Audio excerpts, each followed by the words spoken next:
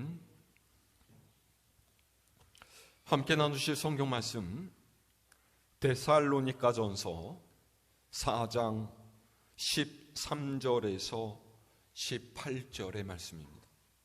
신약성서 332면입니다. 제가 한 절, 여러분이 한 절, 한 절씩 교독합니다. 형제들아, 자는 자들에 관하여는 너희가 알지 못함을 우리가 원하지 아니하노니 이는 소망 없는 다른 이와 같이 슬퍼하지 않게 하려 함이라.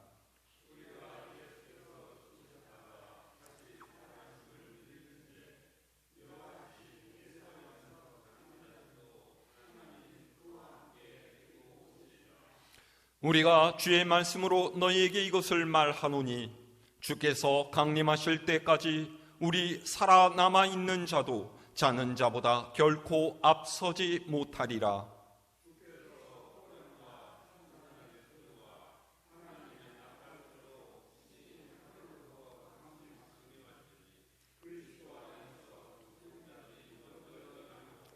그 후에 우리 살아남은 자들도 그들과 함께 구름 속으로 끌어올려 공중에서 주를 영접하게 하시리니 그리하여 우리가 항상 주와 함께 있으리라. 아멘. 할렐루야.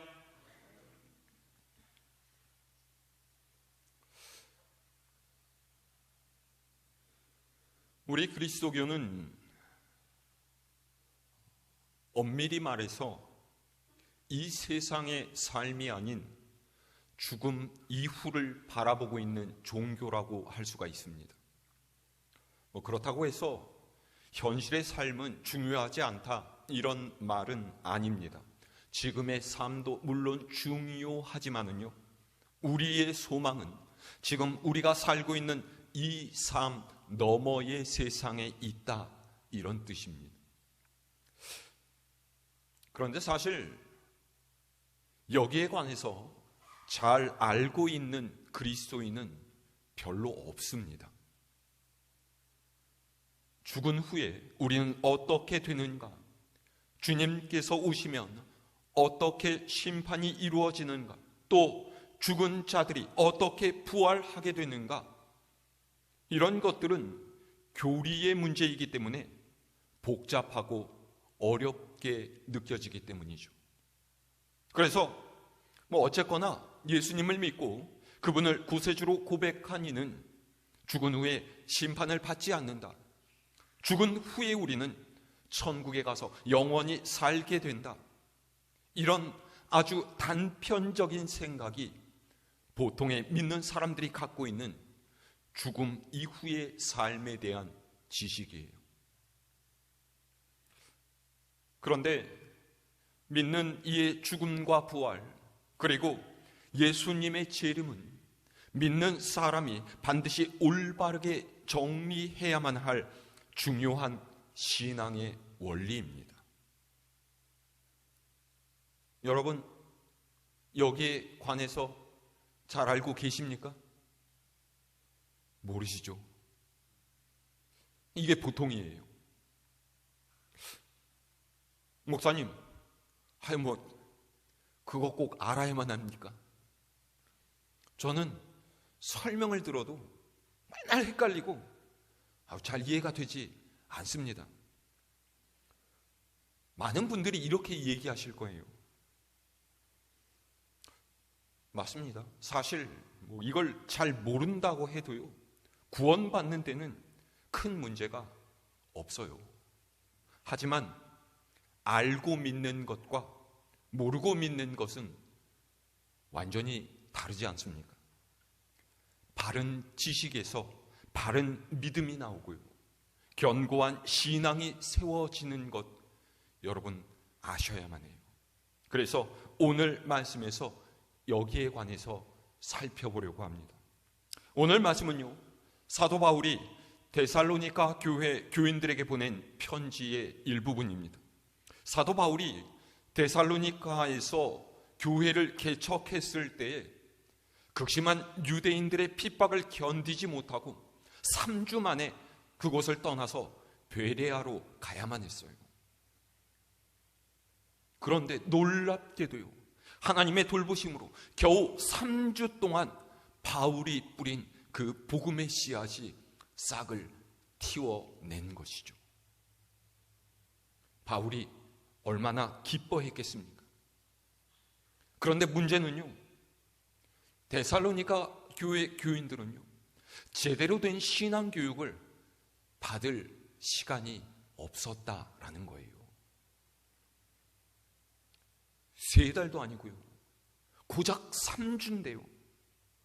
뭘 배울 수가 있었겠습니까? 그래서 이 데살로니가 교회 교인들은 열심은 있었지만은 여러 가지 면에서 부족했고요, 이런저런 문제들이 닥쳐올 때마다 흔들렸어요. 그중 하나가 오늘 말씀에 기록된 죽은 이의 부활과 예수님의 재림에 관한 문제입니다. 초대교회 교인들은요, 예수님께서 얼마 안 있어 금방 오실 거라 이렇게 생각을 했어요. 그래서 자기 일자리도 내던지고 주님 오시기만을 기다리는 사람들도 있었죠. 그런데 문제는요, 이 기다림의 기간이 점점 더 길어지고 예수님께서 오시기 전에 믿는 이들이 하나 둘씩 수명이 다해서 죽는 일이 생긴 거예요. 그러자 이 사람들이 고민하게 됐죠. 주님께서 아직 오시지 않았는데 이미 죽은 이들은 그럼 어떻게 되는 건가? 순교를 하면은 천국에서 큰 상이라도 받겠지만은 자연사하게 되면 어떻게 되지? 살아서 주님을 맞이하는 이들에 비해서 이미 죽은 사람들은 구원받는데 뭔가 불리한 점이 있는 거 아닐까? 이런 걱정과 근심이 생겨났다라는 거예요. 그래서 여러 가지 부작용이 생겨났어요. 충분히 그럴 수 있는 일 아니겠습니까?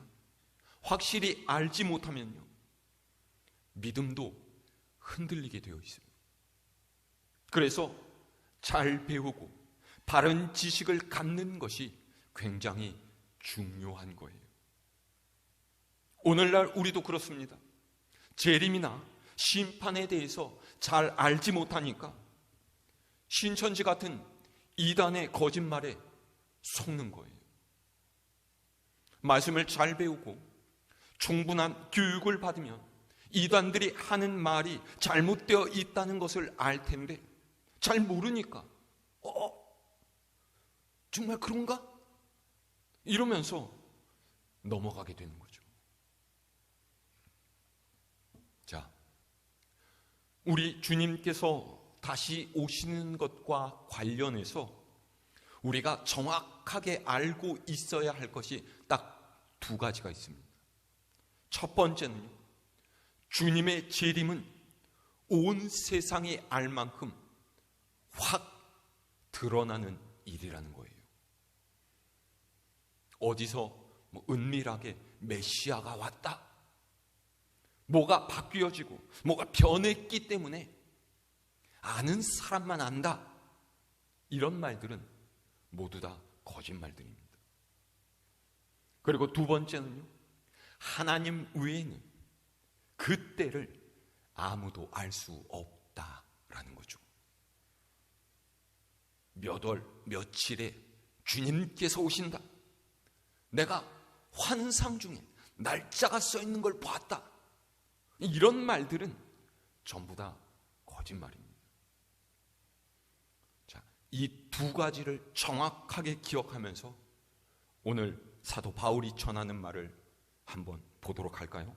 자, 13절 말씀 다시 함께 읽습니다. 시작. 형제들아, 자는 자들에 관하여는 너희가 알지 못함을 우리가 원하지 아니하노니 이는 소망 없는 다른 이와 같이 슬퍼하지 않게 하려 함이라. 아멘. 사도 바울은 데살로니가 교회 교인들에게 죽음에 대한 올바른 이해를 가져야 한다라고 이야기합니다. 그래서 13절 첫 부분에서 자는 자들에 관해서 말하고 있어요. 잔다라는 말이 무슨 뜻입니까? 잠시 휴식을 취하는 거죠. 세상 사람도 죽음을 잠이라고 표현할 때가 있지만은 이럴 때의 잠은 다시는 깨어날 수 없는 영원한 잠을 뜻하는 거예요. 하지만 바울이 말하는 잠은요, 진짜로 깨어날 수 있는 그런 잠을 뜻하고 있습니다. 마가복음 5장을 보면은요, 다 죽게 된 자신의 어린 딸을 살려달라고 예수님께 부탁했던 회당장 야이로의 이야기가 기록이 되어 있습니다. 그런데 예수님께서 그와 함께 그의 집으로 가시는 도중에 그 딸이 죽고 말았다라는 소식이 전해져 왔죠. 함께 가던 사람들은 야이로에게 이제 선생님을 모시고 가도 늦어버렸다, 그냥 보내드려라, 그렇게 말했지만은 예수님께서는 야이로에게 두려워하지 말고 믿기만 해라, 그렇게 말씀하시고 그의 집으로 가셨어요. 그리고 그 집에 도착하셔서 울고 있는 사람들을 보시면서 너희들 왜 우느냐? 이 아이가 죽은 것이 아니라 자고 있다, 그러셨죠. 그리고 아이가 누워있는 곳으로 가셔서 달리다굼, 이 한마디, 아이를 일으키셨어요. 달리다굼, 무슨 말입니까? 소녀야, 일어나라. 이 말은 엄청난 주문이나 대단한 기도가 아니에요. 마치 아침에 어머니가 자는 아이한테 가서 아야, 얼른 일어나라, 학교 늦었어, 그렇게 말씀하시는 것과 똑같은 이야기인 거죠. 예수님께서 이렇게 평범한 행동으로 죽은 아이를 일으키신 이유가 무엇이겠습니까? 하나님의 능력은 죽음조차도 극복할 수 있다라는 것을 보여주신 거예요. 그리고 그분께서 죽으신 지 사흘 만에 다시 살아나심으로써 직접 부활의 능력을 사람들에게 알게 하셨죠. 그러니까 하나님의 능력을 믿는 이들에게 죽음이란 그저 자는 것에 불과할 따름이라는 거예요. 하지만 이 부활을 모르고 하나님을 믿지 않는 이들에게 죽음이란 그야말로 완전한 끝입니다. 모든 것들로부터 끊어지는 것이고요, 더 이상 어떤 기대도 바램도 가질 수가 없는 종착점이죠. 그렇기 때문에 세상 사람들은 죽음 앞에서 울며 불며 슬퍼합니다. 죽음 앞에서는 어떤 것도 의미가 없다, 죽으면 끝이다, 그런 생각으로 살게 하는 것이 바로 우리를 향한 마귀의 음모예요. 하지만 믿는 이들은 이것을 넘어서야 하죠. 왜냐하면 우리는 죽음마저도 하나님의 손 안에 있다라고 고백하는 사람들이기 때문이에요. 자, 14절 말씀 함께 읽을까요? 시작. 우리가 예수께서 죽으셨다가 다시 살아나심을 믿을지인데 이와 같이 예수 안에서 자는 자들도 하나님이 그와 함께 데리고 오시리라. 아멘.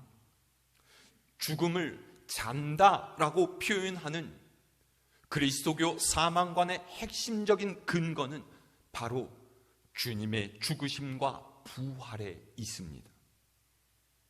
예수님이 잠자는 자들의 첫 열매이시다. 주님의 부활이 내 부활의 첫 열매이시다. 이렇게 우리가 고백하는 이유가 바로 이것이,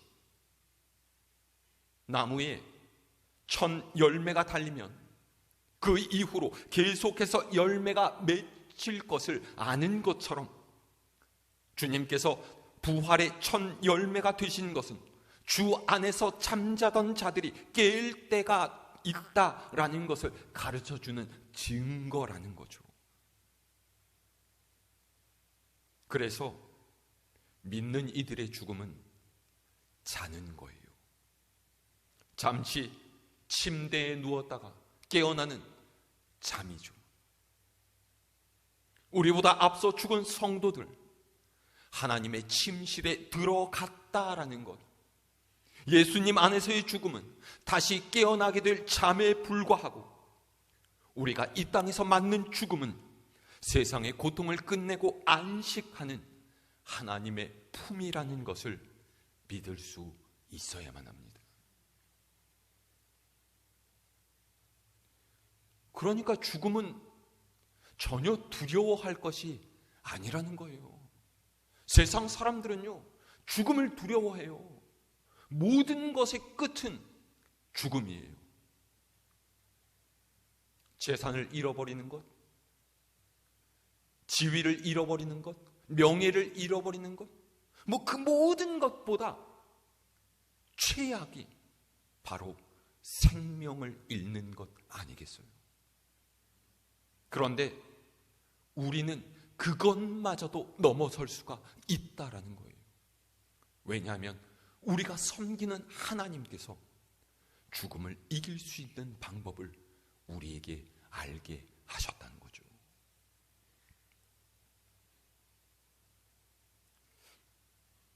그렇기 때문에 죽은 자들에 대해서 사도 바울은 이와 같이 예수 안에서 자는 자들도 하나님이 그와 함께 데리고 오시리라, 그렇게 이야기하고 있어요.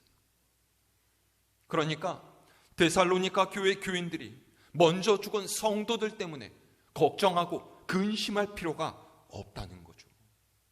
진실로 주님의 부활을 믿는 사람들은 이미 죽은 자들도 주님의 재림과 함께 부활해서 생명의 나라에 들어가게 된다라는 사실을 마땅히 믿어야 한다라는 거예요. 그것이 주님의 부활 사건이 우리에게 주시는 깨달음이고 소망입니다. 자, 그 다음 15절의 말씀 읽어볼까요? 시작. 우리가 주의 말씀으로 너희에게 이것을 말하노니 주께서 강림하실 때까지 우리 살아남아 있는 자도 자는 자보다 결코 앞서지 못하리라. 아멘. 15절 말씀에는 데살로니가 교회 교인들의 이런 질문이 포함이 되어 있습니다.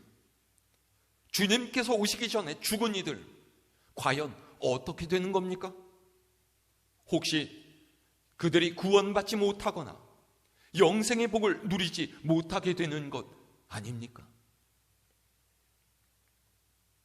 이 말을 좀 바꾸어 보면요, 예수님께서 재림하실 때에 살아서 주님을 맞는 이가 훨씬 더 나은 복, 훨씬 더 나은 자리를 받게 되는 것 아니냐, 이런 말이에요.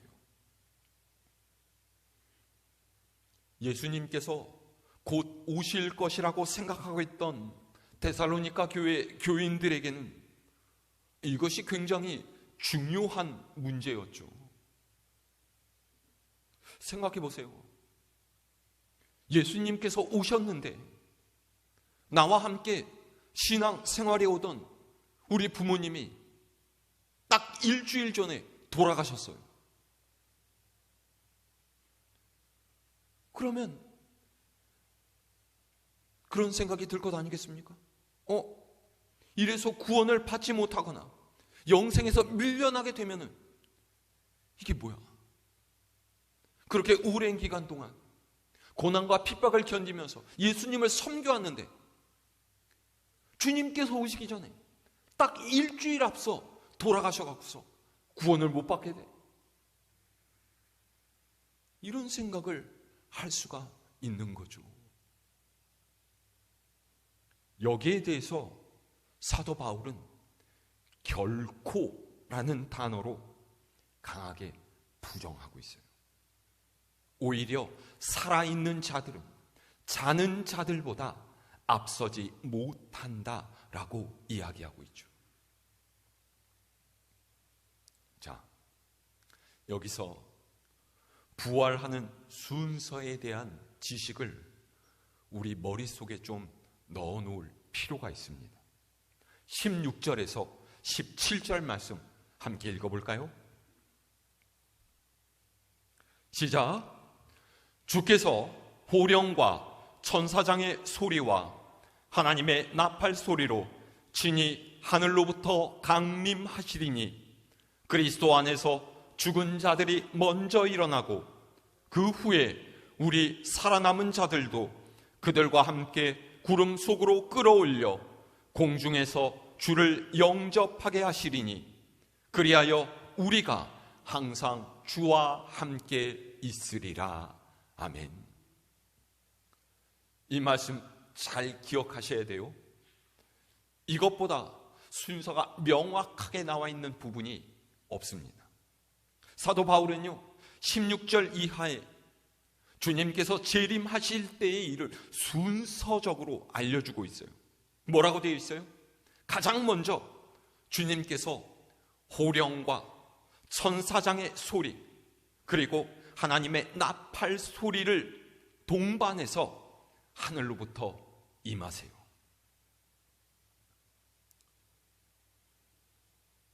호령이 무엇입니까? 호령.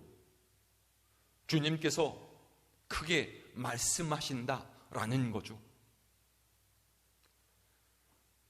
마르다와 마리아의 오빠인 나사로가 죽었을 때 주님께서 뒤늦게 그의 무덤에 가셔서 그를 불러내세요.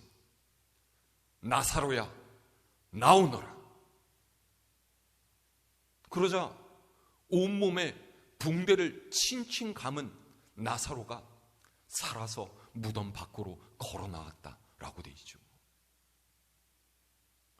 물론 나사로의 이 살아남은 부활이라고 말할 수가 없습니다. 부활한 사람은요 다시 죽음을 보지 않아요. 나사로가 지금까지 살아 있어요? 네, 그런 얘기는 못 들었어요. 그러니까 이건 진짜 부활이 아니라는 거죠. 그냥 살아난 거예요. 하지만 주님께서 나사로에게 말씀하셨던 것, 그런 것처럼 죽은 이들을 향해서 깨어나라, 그렇게 예수님께서 재림하실 때 호령하신다라는 거죠. 그리고 난 다음에요 천사장의 소리가 있어요. 이 천사장의 소리는요 주님의 말씀을 다시 크게 반복하는 거예요.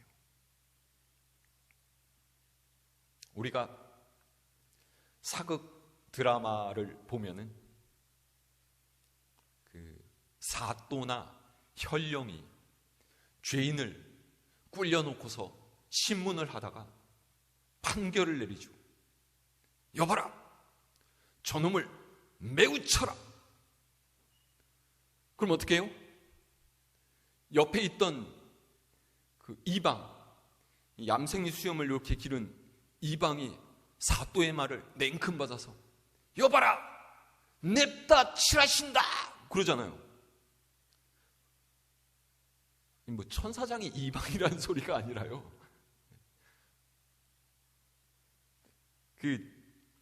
그렇게 주님의 명령이 시행되도록 천사장이 다시금 말하는 소리가 이 소리라는 거예요. 그 다음에는 나팔 소리가 울려 퍼진다라고 했어요. 유대인들은 적이 쳐들어와서 전쟁이 일어났을 때나 혹은 긴급한 일로 백성을 모을 때, 그리고 이동을 해야 될 때 이 나팔 소리를 신호로 삼았습니다. 또 국가의 큰 잔치나 명절 때에도 나팔을 불었죠. 그러니까 호령, 천사장의 소리, 나팔 소리, 이 세 가지는 전부 다 예수님께서 이 땅에 오셔서 주님 안에서 잠자는 자들을 다시 살리시는 놀라운 역사가 이제부터 일어나게 된다라는 것을 온 세상에 알리시는 거예요.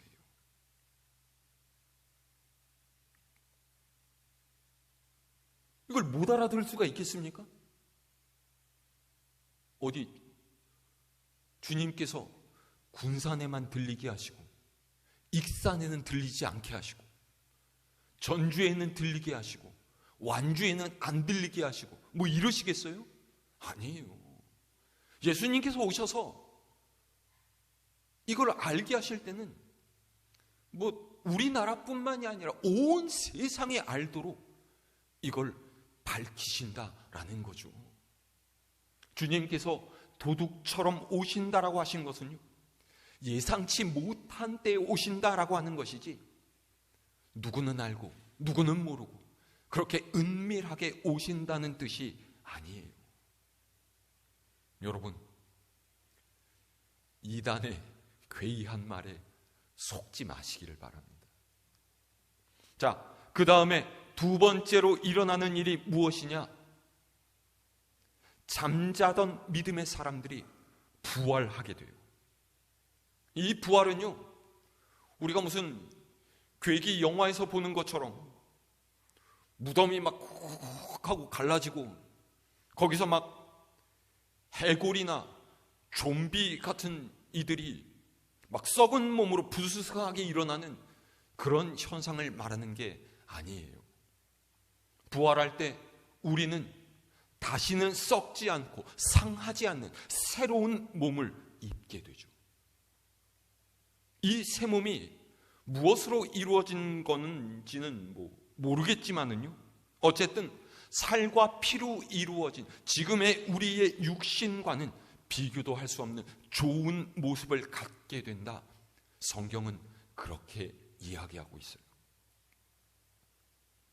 지식이 없는 사람은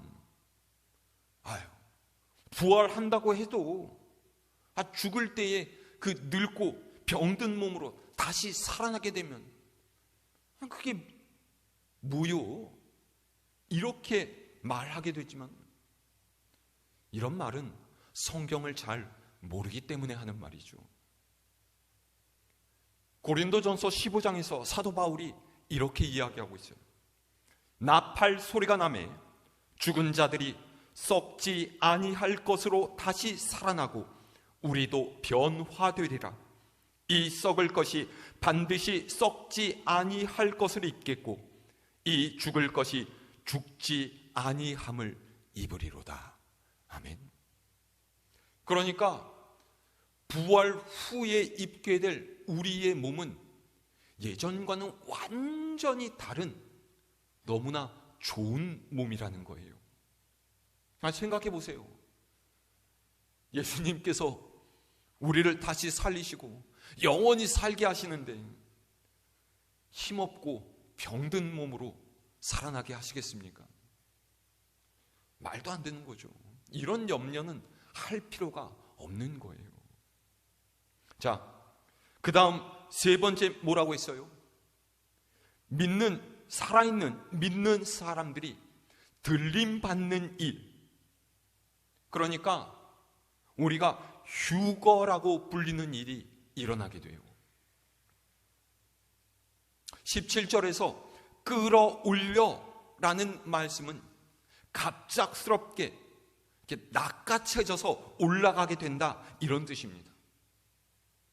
내 의지와는 상관없이, 다시 말해서 우리의 뜻과 행동과는 관계없이 하나님의 계획대로 일어나는 일이죠.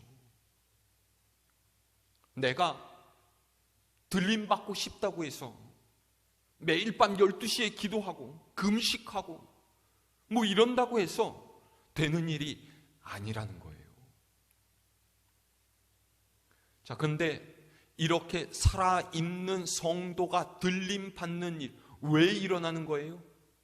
뭐라고 했어요? 공중에서 주를 영접하게 하시려고. 그러죠? 그러니까 주님의 재림을 기뻐하면서 그분을 환영하게 하려고 살아있는 이 땅의 성도들을 하나님께서 들어 올리신다라는 거예요. 그러면 그 다음에 어떻게 됩니까? 항상 주와 함께 있으리라 그러죠. 주님을 영접한 후에는 항상 주님과 더불어 사는 것, 주님과 동행하는 인생, 천국의 삶이 이루어진다라는 거예요. 순서를 정리하실 수 있으시겠습니까? 맨 처음에 주님께서 재림하시고요, 그 다음에 주님 안에서 잠자던 이들, 먼저 죽은 자들이 부활하게 되는 일이 일어나고요, 그 다음에는 살아있는 성도들이 들림을 받는다라는 거죠.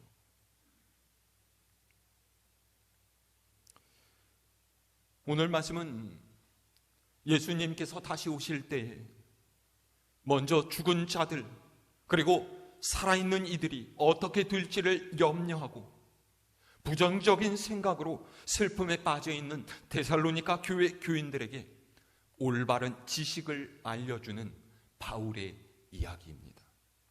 또한 주님의 부활을 바라보는 우리가 가져야 될 소망을 이야기하고 있죠. 4절 마지막을 바울은 이렇게 이야기하고 있어요. 19절 말씀 함께 있습니다. 시작. 그러므로 이러한 말로 서로 위로하라. 아멘. 왜 위로합니까?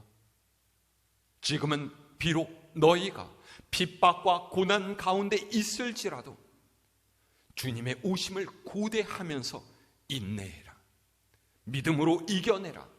부활의 소망을 가지고 천국의 삶을 앙망해라. 이런 말이죠.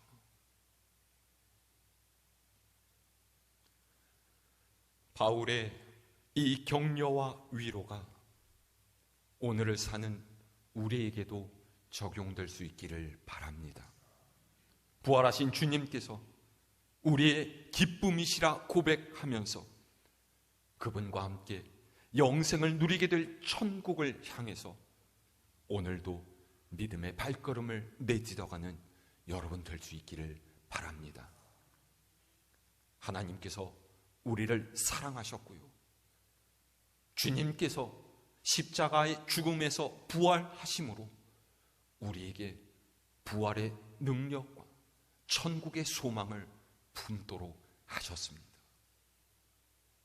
이 사실에서 하나님의 사랑을 느끼고 천국에 대한 소망을 가지고 오늘의 어려움을 믿음으로 이겨내가는 여러분 모두가 될 수 있기를 우리 주님의 이름으로 축원합니다.